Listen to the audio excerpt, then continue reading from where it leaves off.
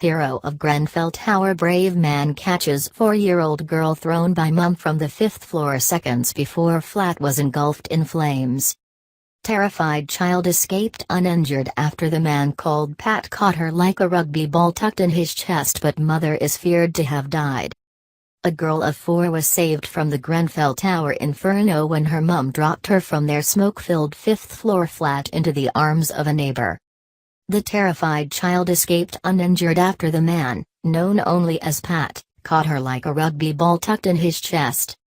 But witnesses said the flat was engulfed in flames seconds later and the mother was feared to have died. Resident Cadelia Woods, 20, said, "The mum had the little girl's head wrapped in a towel and was holding her out of the window and was screaming for help. The fire was raging like crazy. It was about 2 a.m. and the flat was filled with smoke.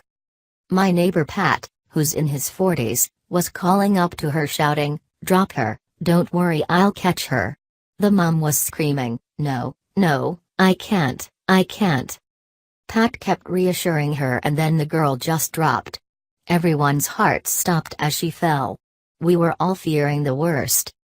But Pat managed to catch her like a rugby ball tucked in his chest and he just clung onto her.